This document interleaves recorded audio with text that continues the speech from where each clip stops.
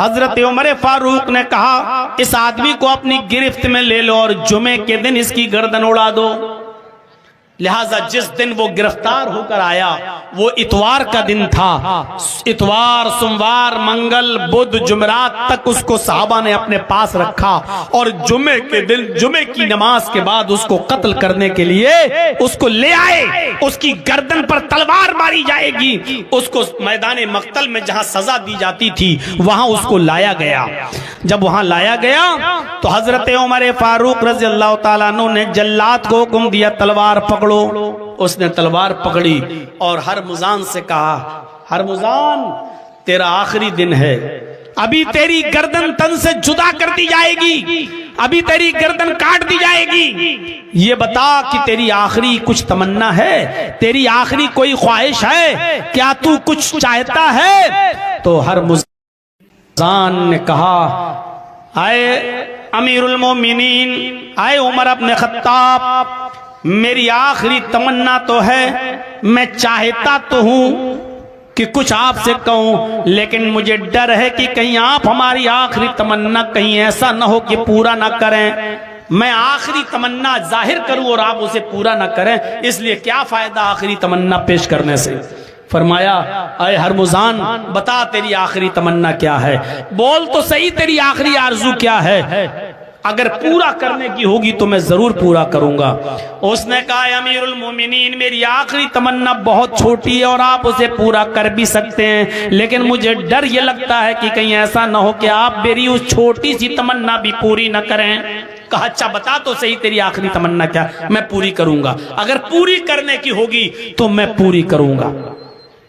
اس نے کہا اے امیر المومنین میری ایک ہی تمنا ہے، اس تمنا میں دو خواہشیں جڑی ہوئی ہیں۔ تمنا تو ایک ہی ہے لیکن خواہشیں دو جڑی ہوئی ہیں۔ پہلی تمنا میری خواہش یہ ہے کہ آپ مجھے اپنے ہاتھ سے قتل کریں، میں جلاد کے ہاتھ سے نہیں مرنا چاہتا، میں جلاد کے ہاتھ سے نہیں کٹنا چاہتا، تلوار آپ اٹھائیں، اس لیے کہ آپ جب کسی کی گردن پر تلوار چلاتے ہیں تو آپ کا ہاتھ ہلتا ڈلتا نہیں ہے، اور ایک ہی دفعے میں اس کی گردن تن سے جدا ہو جاتی ہے، وہ پھنستی نہیں ہے، وہ کہیں اٹکتی نہیں ہے، اور ایک ہی بار میں آپ جس کو قتل کرتے ہیں اس کی گردن تن سے جدا ہو جاتی ہے۔ تو میں چاہتا ہوں کہ آپ مجھے قتل کریں، اور دوسری تمنا یہ ہے کہ میں قتل ہونے سے پہلے ایک گلاس پانی، ایک پیالہ پانی پینا چاہتا ہوں، میں چاہتا ہوں کہ وہ پانی کا پیالہ آپ لے کر آئیں، آپ کے ہاتھ کا دیا ہوا پانی میں پینا چاہتا ہوں، وہ پانی آپ مجھے اپنے ہاتھ سے لا کر دیں۔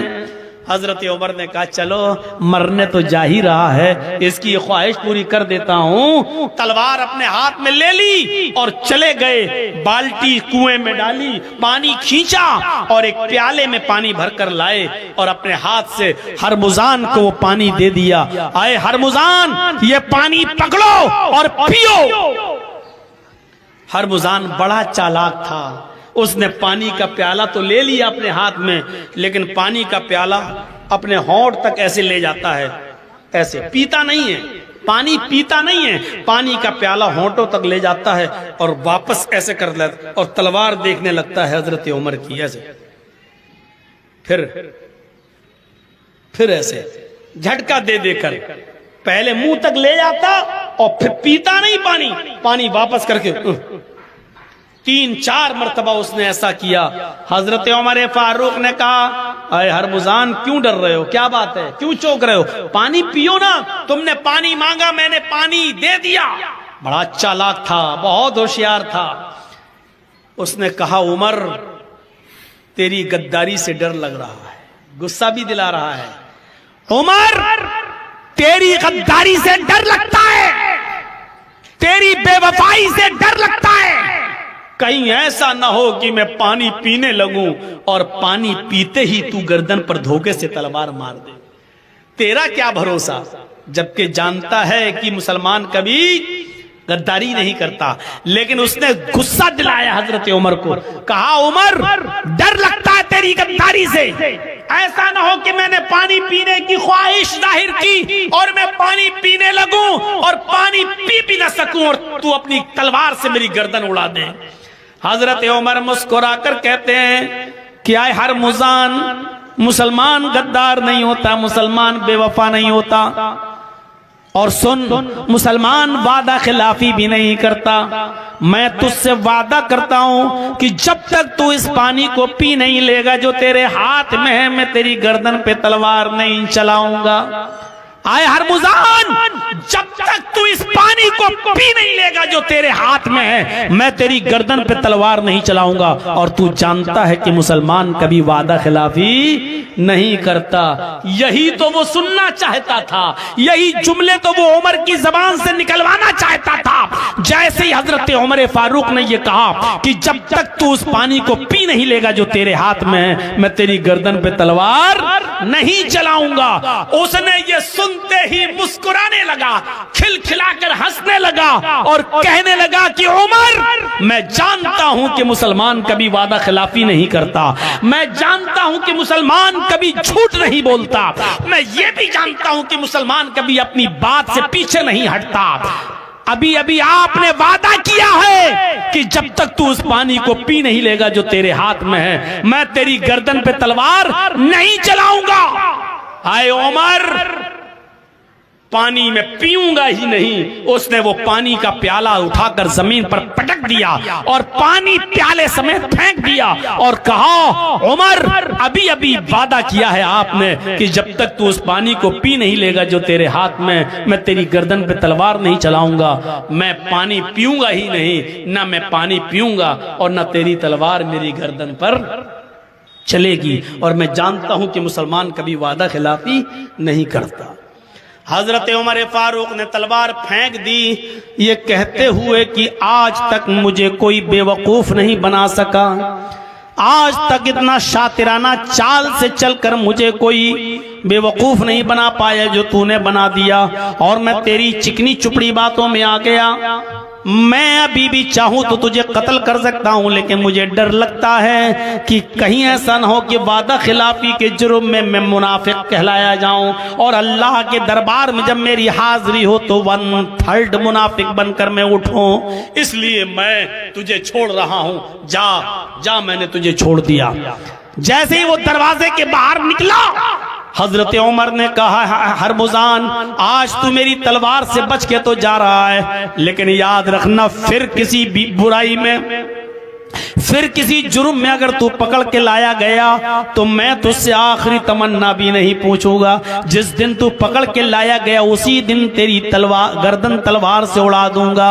اس نے کہا، آئے عمر، اب اس کی نوبت ہی نہیں آئے گی، اس لیے کہ میں جرائم کے راستے کو بند کر رہا ہوں، اور میں مجرم نہیں بنوں گا، اس لیے کہ میں جرم کو ختم کر رہا ہوں، اور میں خود یہ کلمہ پڑھ کر اسلام لا رہا ہوں، اشہد ان لا الہ الا اللہ واشہد ان محمدن عبدہ ورسولہ۔ یہ کلمہ پڑھ کر ہرمزان خود اسلام لے آتا ہے، اور اسلام لا کر اسلام کو قبول کر لیتا ہے، مسلمان ہو جاتا ہے۔ میرے بھائیوں، حضرت عمر نے اپنا وعدہ پورا کیا۔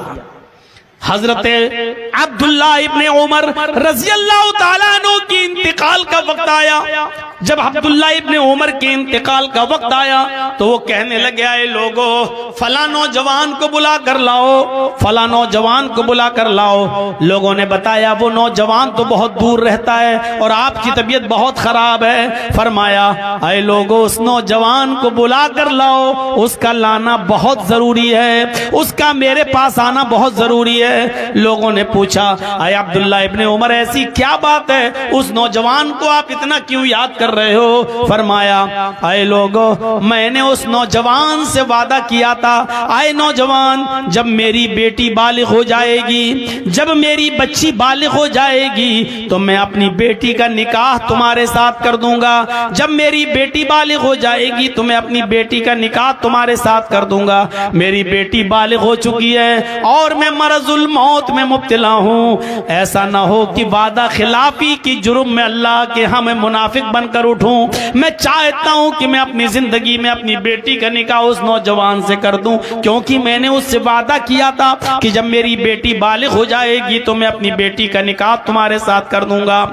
جلدی جاؤ اس کو بلا کے لاؤ۔ اور جب ایک آدمی جانے لگا اس نوجوان کو بلانے کے لیے تو فرمایا لوگوں سنو، یہ نوجوان یہ آدمی اس نوجوان کو بلانے کے لیے جا رہا ہے، اگر میری زندگی میں وہ نوجوان آ گیا، اگر میری زندگی میں وہ نوجوان آ گیا تو میں خود اپنی بیٹی کا نکاح اس کے ساتھ کر دوں گا، اور اگر اس نوجوان کے آنے سے پہلے میرا انتقال ہو جائے تو میں اجازت دے کر جا رہا ہوں کہ میری بیٹی کا نکاح اس نوجوان کے ساتھ کر دینا جس سے میں نے اپنی بیٹی کے نکاح کا وعدہ کیا ہے۔ یہ وعدے کے کتنے پکے لوگ تھے، اپنی بیٹی کا وعدہ جس آدمی سے نوجوان سے کرنے کے لیے وعدہ کیا تھا انتقال کے وقت بھی اس کو پورا کرنے کی سوچ رہے ہیں، اور کہہ رہے ہیں کہ اگر میری زندگی میں آ جائے تو میں خود نکاح کر دوں گا، اور اگر میری زندگی سے پہلے نہیں آ پایا اور میرا انتقال ہو گیا تو میں اجازت دے کے جا رہا ہوں کہ اس نوجوان سے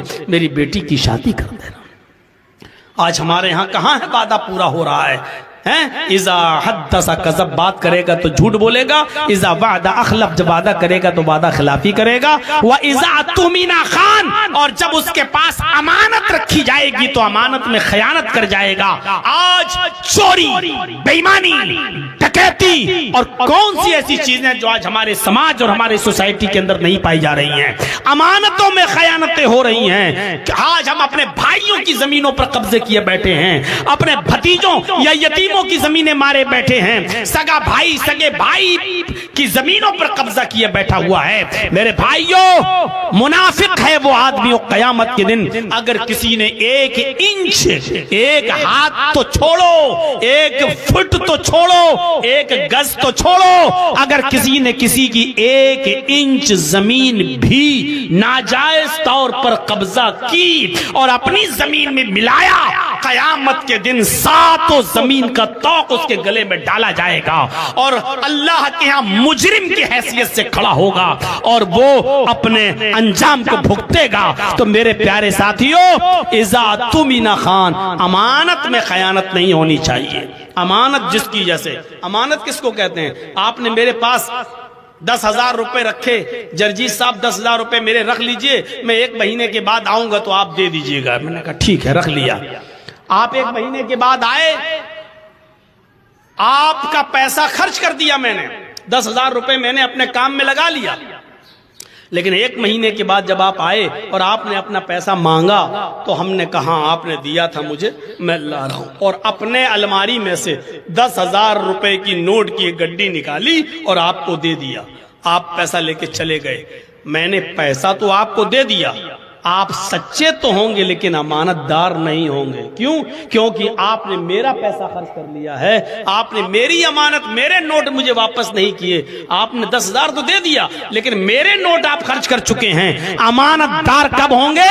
جب آپ مجھے میرا نوٹ واپس کریں گے، جب آپ مجھے میری کرنسی واپس کریں گے، جب آپ مجھے میرے پیسے میرے حوالے کریں گے، تب آپ امانت دار ہوں گے۔ اور اللہ کے رسول امانت دار تھے، لوگوں کی امانتیں جیسے آپ کے پاس رکھی ہوتی تھیں آپ اسی طریقے سے لوگوں کی امانتیں ان کے حوالے کر دیا کرتے تھے۔ جتنے بھی نبی اس دنیا میں آئے ان کو پریشانیاں بھی آئیں اور ان پریشانیوں کا ذکر اللہ نے کیا دنیا والوں کو یہ بتانے کے لیے کہ آئے دنیا والوں دیکھو، جن نبیوں رسولوں کو تم سجدہ کرتے ہو اور جن کو تم نے خدا کا درجہ دے رکھا ہے، ان نبیوں پر بھی دنیا میں پریشانیاں آئیں، ان نبیوں پر بھی دنیا میں مصیبتیں آئیں، ان نبیوں پر بھی دنیا کے اندر بڑی بڑی پریشانیاں آئیں، لیکن ان نبیوں نے، ان رسولوں نے اپنی پریشانیوں کا ذکر اللہ سے کیا ہے اور اپنی مصیبتوں کا حل اللہ کے پاس تلاش کیا ہے۔ یعنی یہ پیغمبر، یہ رسول اپنی پریشانیاں خود دور نہیں کر سکے تو تمہاری پریشانیاں کیا دور کریں گے؟ ایک طرف سے دیکھتے ہوئے چلیے، ایک طرف سے دیکھتے ہوئے چلیے، حضرت آدم علیہ السلام کو اللہ نے جب ان کا پتلا بنایا، پھر اس میں روح ڈالی، پھر ان کو جنت میں داخل کر دیا، پھر انہی کی پسلی سے حوا کو پیدا کیا، پھر حوا کو بھی جنت میں داخل کر دیا، ان دونوں کو حکم بھی دے دیا کلو وشربو، آئے آدم و حوا تم جنت میں کھاؤ اور پیو، جتنا کھاؤ جو چاہو، پوری جنت تمہارے لیے فری ہے، کھاؤ پیو آرام کرو، لیکن میرا ایک حکم ہے، اور وہ حکم یہ ہے کہ تم دونوں اس درخت کے قریب مت جانا۔ شیطان بہکایا، ہم شارٹ کر رہے ہیں، پورا واقعہ نہیں بتائیں گے، صرف مقصد کی چیزیں بتائیں گے۔ شیطان نے آدم و حوا دونوں کو بہکایا اور اس درخت کے قریب لے گیا۔ جب شیطان اس درخت کے قریب لے گیا اور دونوں نے اس پھل کو کھا لیا تو جنتی لباس ان کے جسم سے اتر گیا۔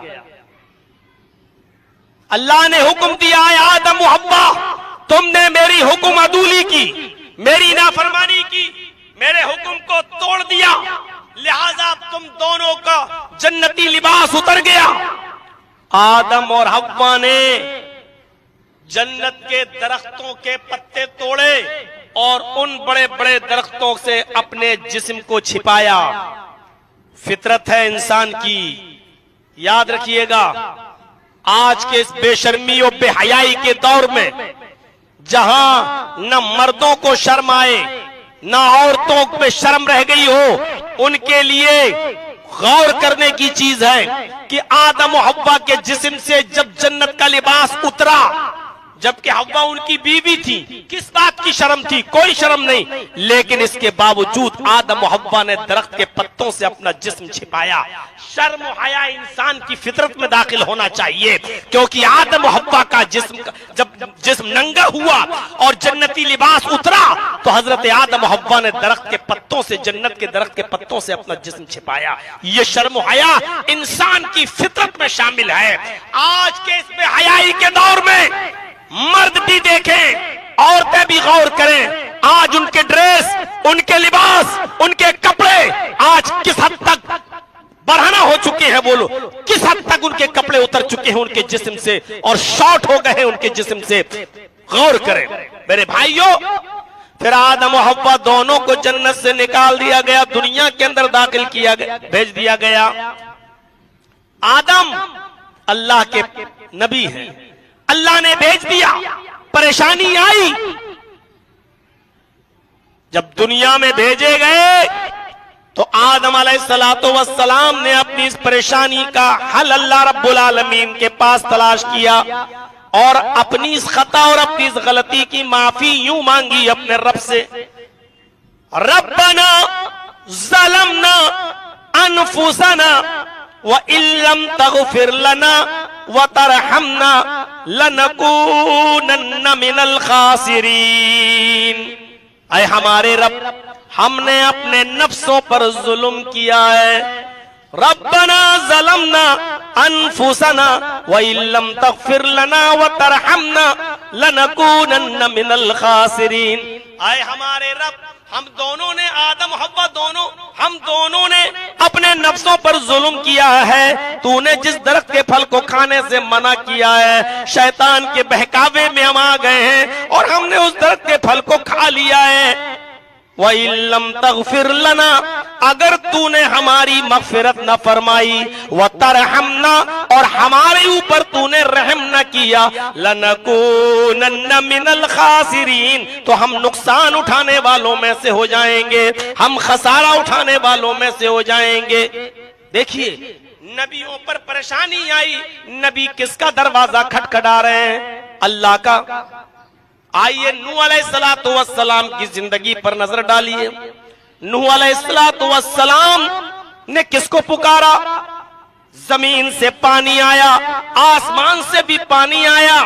نوح علیہ السلام اپنی قوم کے لیے بددعا دے چکے ہیں، رب لا تذر علی الارض من الکافرین دیارا، اے اللہ میری قوم اب ایمان نہیں لائے گی، اے اللہ میری قوم میں کسی کافر و فاسق و فاجر کے گھر کو بھی باقی مت چھوڑنا، اے اللہ سب کو تو تباہ و برباد کر دے، رب لا تذر علی الارض من الکافرین، اے اللہ سارے کافروں کو چھوڑنا مت، اے اللہ ان کو ہلاک و برباد کر دے، اگر ایک کو بھی تو نے باقی چھوڑ دیا تو فاسق اور فاجر اولاد ہی پیدا ہوگی۔ لیکن حالت یہ کہ نوح علیہ السلام کا بیٹا خود پہاڑ کے اوپر چڑھ گیا.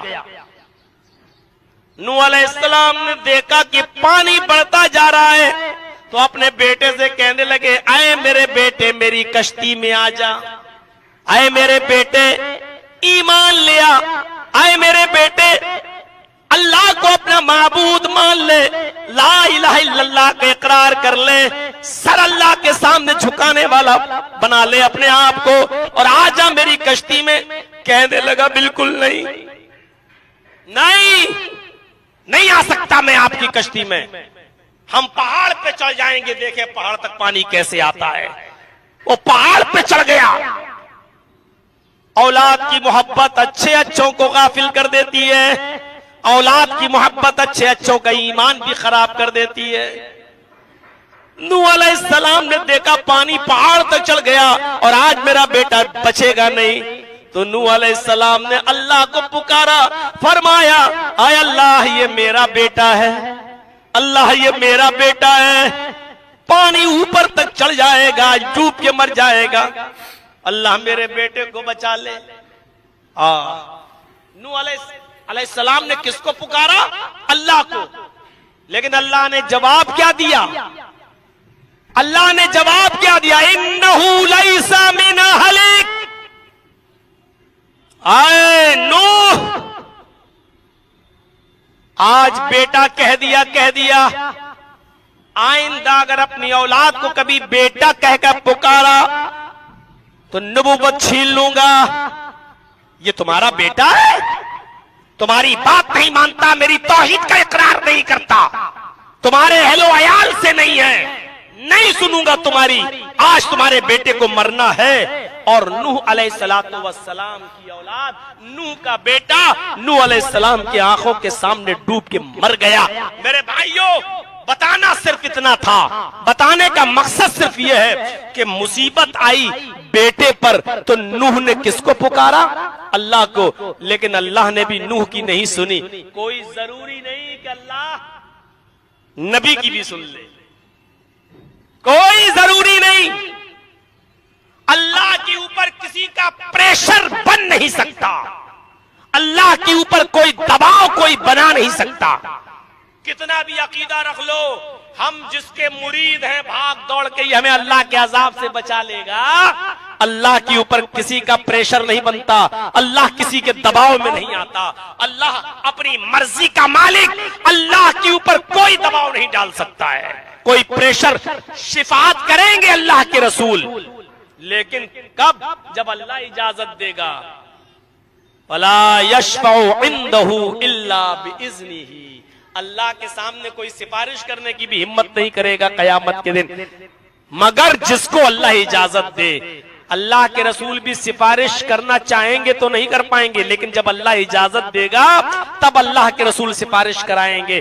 اللہ نے اجازت دی, ٹھیک ہے, تب اللہ کے نبی کہیں گے اللہ ان کو بخش دے, ان کو. تو اللہ کی مرضی, اللہ جتنے لوگوں کو چاہے گا اتنوں کو بخش دے گا, سب کو بخش دے یہ ممکن نہیں. وہ چاہے تو بخش سکتا ہے سب کو, لیکن ضروری نہیں کہ وہ سب کو بخشے. اللہ کے نبی جتنوں کو چاہیں اتنوں کو جنت میں لے جائیں یہ بھی ضروری نہیں. اللہ کے نبی صرف سفارش کریں گے, اللہ جتنوں کو چاہے گا اتنوں کو بخش دے گا.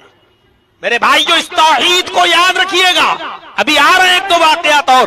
نوح علیہ السلام نے کہ بیٹے پر مصیبت آئی, نوح نے کس کو پکارا؟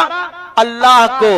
اور اللہ نے اس کے باوجود نوح کی نہیں سنی, ڈوب کے مر گیا نوح کا بیٹا نوح کے سامنے. ابراہیم علیہ السلام کی زندگی پر نظر ڈالو. ابراہیم علیہ السلام کی زندگی پر نظر ڈالو. نمرود کے سامنے کھڑے اور حجت ہو رہی ہے, بحث ہو رہی ہے. الم تر الی الذی حاج, غور کرو کیا نقشہ کھینچا قرآن نے. اے ابراہیم, کیا اس کو نہیں دیکھا جو آپ سے بحث کر رہا تھا اللہ کے سلسلے میں؟ نمرود. اور نمرود کون ہے؟ کون ہے؟ پوری دنیا پر حکومت کرنے والا. دو کافر पूरी दुनिया पर हुकूमत किए हैं, दो मुसलमानों ने भी पूरी दुनिया पर हुकूमत की है। पूरी दुनिया पर एक सुलेमान अलैहिस्सलाम ने और एक जुल्करनैन, ये दो निकले हैं मुसलमानों में जिन्होंने पूरी दुनिया पर हुकूमत की है, और दो काफिर भी थे जिन्होंने पूरी दुनिया पर हुकूमत की है, एक नमरूद और एक बख्त नसर। एक का नाम है बख्त नसर। ये दो काफिर भी हैं जिन्होंने पूरी दुनिया पर हुकूमत की है। इब्राहिम अलैहिस्सलातु वस्सलाम किसके सामने खड़े हैं? नमरूद के सामने। अब जरा हस्ती देखिए, नमरूद कौन है? पूरी दुनिया का बादशाह। अरे कोई गांव का सरपंच नहीं है नमरूद, किसी गांव का सरपंच नहीं, मुखिया नहीं, एमएलए नहीं, एमपी नहीं, डीएम नहीं, मजिस्ट्रेट नहीं, चीफ मिनिस्टर भी नहीं, और किसी मुल्क का बादशाह भी नहीं, बल्कि पूरी दुनिया पर हुकूमत करने वाला कौन? नमरूद। और इब्राहिम अलैहिस्सलाम उसके सामने। देख रहे हैं, तौहीद इंसान के अंदर ये बहादुरी और ये जुर्रत पैदा कर देती है। इब्राहिम अलैहिस्सलाम उससे कह रहे हैं, नमरूद उनके सामने, इब्राहिम अलैहिस्सलाम ने नमरूद से कहा, रब्बी अल्लज़ी युही व युमीत, मेरा रब तो वो है जो जिंदगी देता है और मौत देता है। मेरा रब तो वो है जो जिंदगी देता और मौत देता है। तो नमरूद ने इसके जवाब में क्या कहा? अना ओही व उमीद, मैं भी तो जिंदगी देता हूं और मैं भी तो मौत देता हूं। इब्राहिम अलैहिस्सलाम ने कहा, कैसे? मोटी अकल थी। उसने क्या किया? जिसको फांसी की, कत्ल की सजा थी, जेल में जो बंद था, जिसको 2-4 दिन में कत्ल किया जाना था, उसने उस सजा याफ्ता को निकाला कैद खाने से और छोड़ दिया।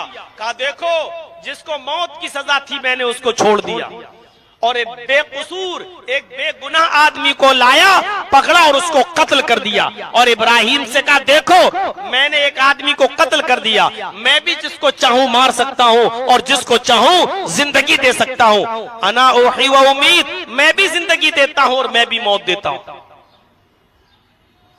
इब्राहिम अलैहिस्सलाम समझ गए इसकी मोटी खोपड़ी है, यह ऐसे नहीं समझेगा।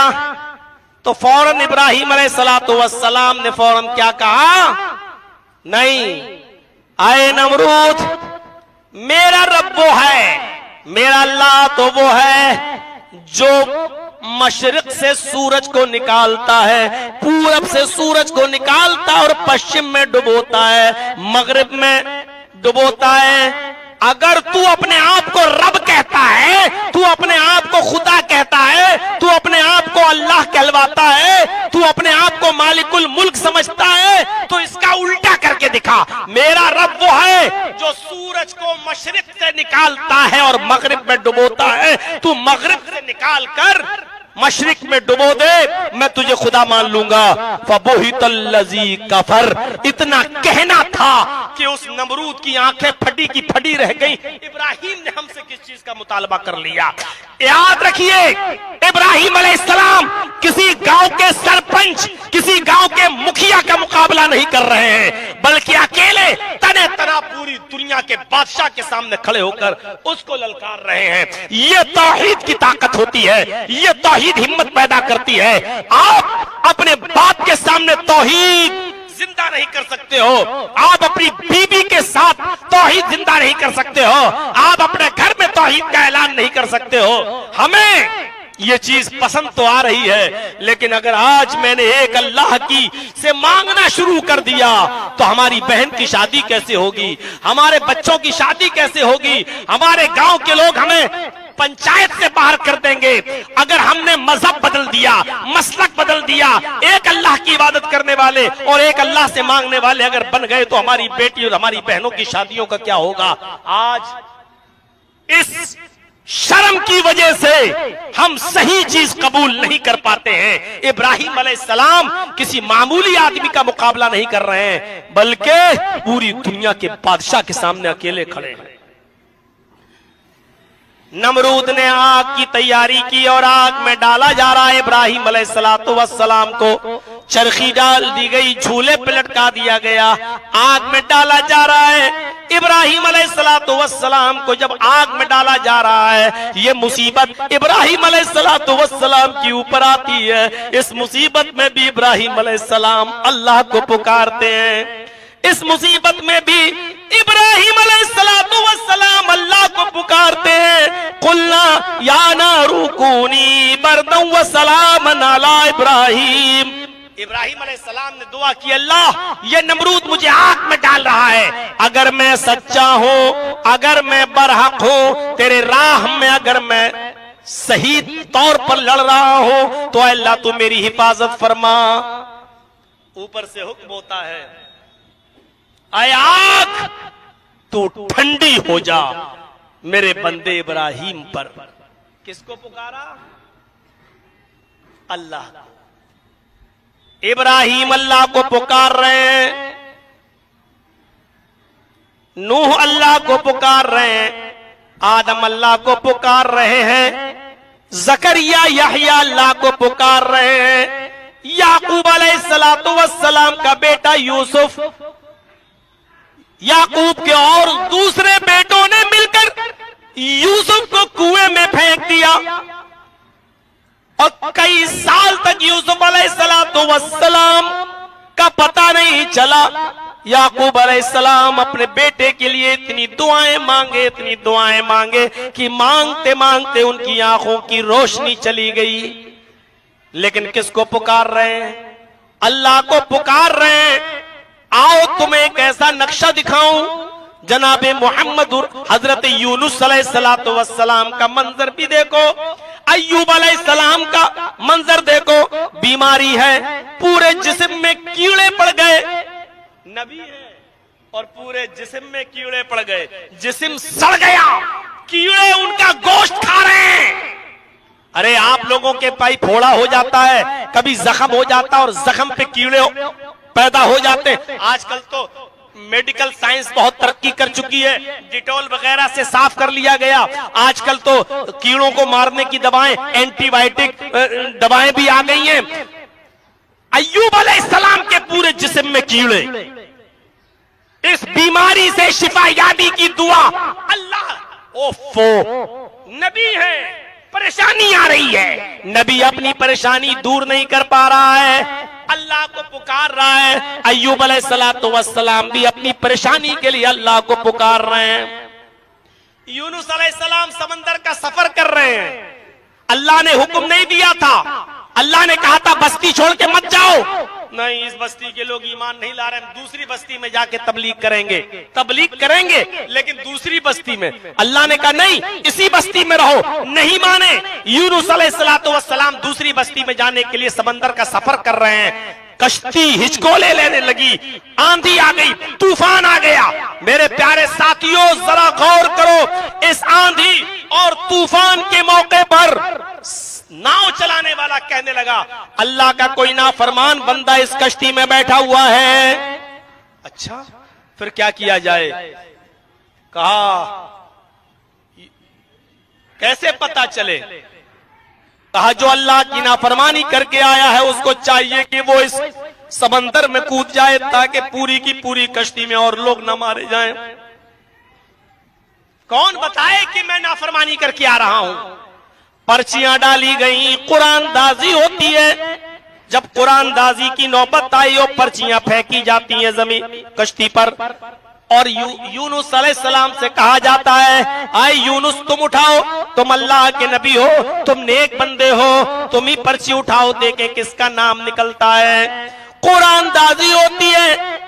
हजरत यूनुस अलैहिस्सलाम एक पर्ची उठाते हैं, 50 लोगों में जब पर्चियां डाली जाती हैं और यूनुस अलैहिस्सलाम पर्ची उठाते हैं, तो यूनुस अलैहिस्सलाम को क्या मालूम था कि इस पर्ची में मेरा ही नाम निकलेगा।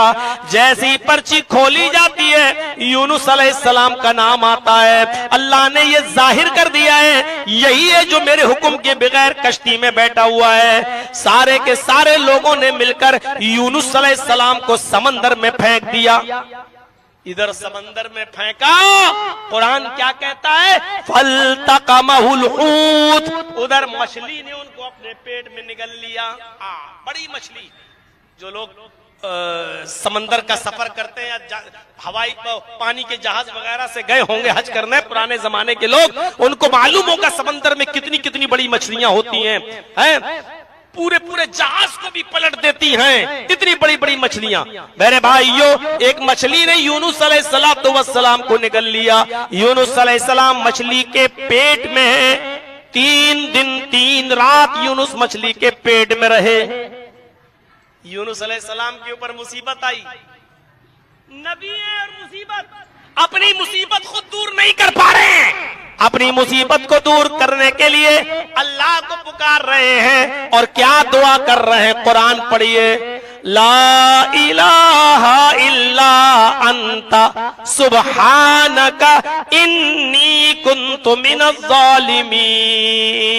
لا الہ الا, نہیں ہے کوئی معبود سوائے تیرے, سبحانک تیری ذات پاک ہے, انی کنت من الظالمین بے شک میں ہی ظالموں میں سے ہوں. یعنی تیری نافرمانی کی ہے اے اللہ, میں نے تیرا حکم نہیں مانا, بے شک میں ہی ظالموں میں سے ہوں. یہ دعا پڑی تب اللہ تعالیٰ نے ان کو مچھلی کے پیٹ سے نکالا اور مچھلی نے ان کو خشکی میں جا کر اپنے پیٹ سے باہر نکال کر اگل دیا. تو میرے بھائیوں غور کرو, اور غور کرو میرے پیارے ساتھیوں, یونس پر مصیبت آئی تو یونس نے کس کو پکارا؟ یہ توحید کا مشن ہے. خیر, آج اس جے نگر کے اندر جتنے بھی لوگ موجود ہیں اس پیغام کو سنیں. اتنے بڑے بڑے نبی, اتنے بڑے بڑے پیغمبر مصیبتیں خود دور نہیں کر پا رہے ہیں, اللہ سے شکایت کر رہے ہیں اور اللہ ان کی مصیبتوں کو دور کر رہا ہے. نبیوں کی زندگی یہ بتلا رہی ہے کہ پیغمبروں نے بھی اللہ ہی کو پکارا. آئیے ذرا محمد رسول اللہ کے بارے میں بھی سن لیجئے. اللہ کے نبی نے کس کو پکارا؟ نبی کی زندگی کیا کہتی ہے آپ اندازہ لگائیے. نمازیں پڑھ لیجئے, سجدوں پہ سجدے کر لیجئے, جتنی چاہو عبادتیں کر لو, اگر توحید نہیں ہے, شرک پر عمل ہے ہمارا اور آپ کا, تو لَئِنْ أَشْرَكْتَ لَيَحْبَطَنَّ عَمَلُكَ, اگر شرک کرو گے تو تمہارے بھی عمل بیکار ہو جائیں گے. اللہ نے اپنے نبی محمد رسول اللہ سے بھی فرما دیا لَئِنْ أَشْرَكْتَ لَيَحْبَطَنَّ عَمَلُكَ, اے محمد صلی اللہ علیہ وسلم اگر آپ نے بھی شرک کیا تو آپ کے عمل بھی بیکار ہو جائیں گے. توحید اور شرک ایک ساتھ نہیں چل سکتی ہے. مسجد میں جاؤ اور کہو اہدنا الصراط المستقیم صراط الذین انعمت علیہم, اے اللہ تو ہم کو سیدھا راستہ دکھا, اور پھر کسی چوکھٹ پہ جا کے کہو کہ بابا تیرے در پہ آیا ہوں, جھولا جھولی بھر کے جاؤں گا. یہ دونوں چیزیں ایک ساتھ جمع نہیں ہو سکتی ہیں. اللہ کو پکارو تو اس کا انکار کرو. اللہ ہی کو پکارا جائے گا اور اللہ ہی سے مانگا جائے گا. آپ کو بتاؤں, ارے سنیے, جنگ بدر کا منظر معلوم ہے؟ جنگ بدر کا آئیے ذرا سن لیجئے ہم سے بھی. کتنے صحابہ تھے؟ 313, اور کافروں کا لشکر کتنا تھا؟ 1000 سے زیادہ. آئیے وہ نقشہ دکھانے جا رہا ہوں آپ کو کہ دنگ رہ جائیں. 313 صحابہ اور کافر کتنے؟ 1000 سے زیادہ. ہر ایک کے مقابلے میں 3 سے زیادہ. کہاں 313 اور کہاں 1000 سے زیادہ. اور ان 1000 لوگوں کے پاس تیر بھی ہے, تلوار بھی ہے, زین بھی ہے اور گھوڑے بھی ہیں. اور صحابہ کرام کے پاس تلوار ہے لیکن اپنے آپ کو کافروں کے تیر سے بچانے کے لیے ڈھال نہیں ہے۔ السلام علیکم دوستو، امید کرتا ہوں کہ آپ سبھی حضرات کو مولانا جرجیت صاحب کے بیان اچھا لگا ہوگا۔ اگر اچھا لگا ہے تو ہمارے چینل کر دینا سبسکرائب اور ویڈیو کر دینا لائک۔ ملتے ہیں نیکسٹ ویڈیو میں، خدا حافظ۔